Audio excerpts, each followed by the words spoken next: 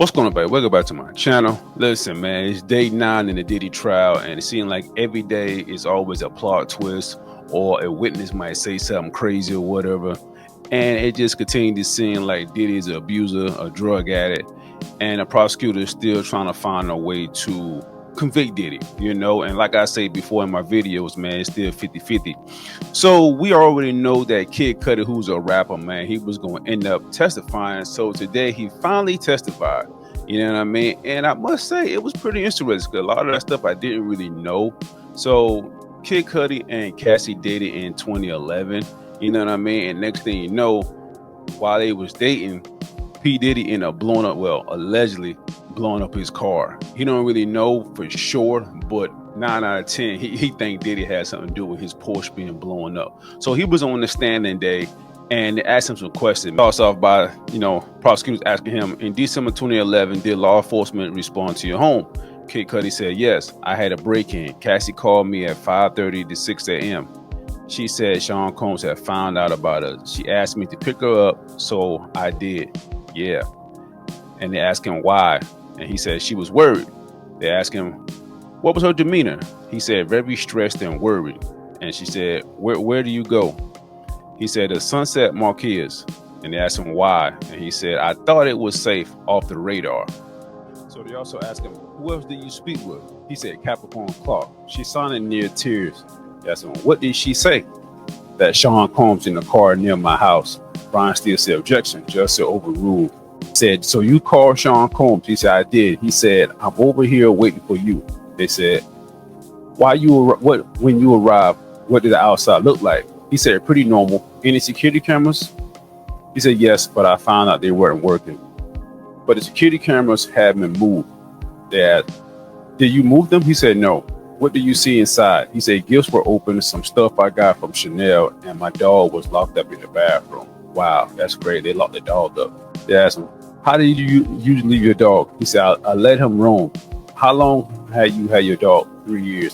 What changed the behavior of your dog after the break-in? He said, jittery on the edge all the time. And so they had to, they locked the dog up in the bathroom for a while, so the dog became jittery and stuff like that. He said, I got back in and I called Sean Combs again. I was looking for him. I wanted to fight him, They asked him, did he answer? He said, yeah. He said, I'm on the way. I thought to myself, Brian still said objection. Judge said grounds, still say non-responsive, overruled. Wow, man, that's crazy. So now, allegedly, we know that Diddy found out where the Kid Cudi had stayed at. And so they found out that Cassie told Diddy where Kid Cudi stayed at. Cassie gave Diddy the address of Kid Cudi. Like, I'm kind of confused in this whole situation because it's like Diddy and Cassie was broken up and she ended up dating Kid Cudi at the time. So why did she went back to Diddy?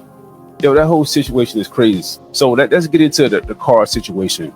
So the prosecutor asked Kid Cudi, where were you? At a relative of my ex-girlfriend. Where did you go? To my house, 8925 Holloway Hills Road. He asked, let me show you 6 pictures. Do you recognize them? He said, yes, my Porsche. That's the damage to my Porsche from the Molotov cocktail. Who took these photos? Chip, a girlfriend, and a cavalier. What's the picture here?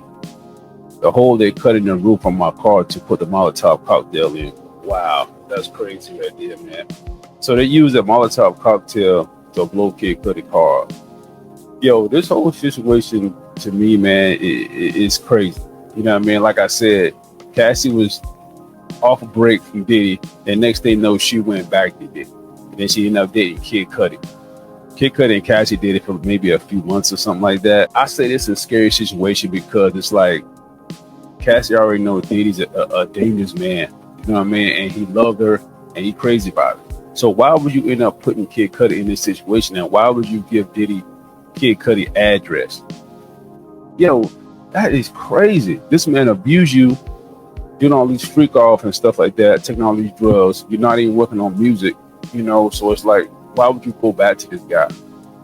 But also, man, Brian Steele, who's on the defense side, Diddy side, asked Kid Cudi this right here, and this was kind of really got me right here. Brian Steele said, ask Kid Cudi, but she never said she was sexually abused. True? Kid Cudi said she did not. Steele said you loved her. Kid Kid Cudi said, yes. Ron Steele said, you got played by the same person who played Mr. Combs, Cassie Ventura. He said that. And he asked that because, like, Cassie was dating, well, not, she was off and on with Diddy, and she got with you, and she told Diddy what your address is, so Diddy ended up blowing your car up, and they said, no, she went back to Diddy. Like, what kind of woman was Cassie?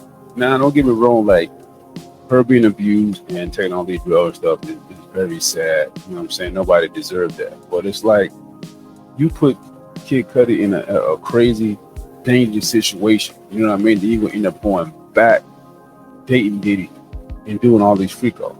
Yo, this situation is wild, man. But that's all I got for now, man. Y'all tell me what y'all think about this whole situation, yo. Court starts back Tuesday, I think, because Monday is a holiday and they're off on Friday. So tell me what y'all think in the comments, man. Don't forget to like and subscribe.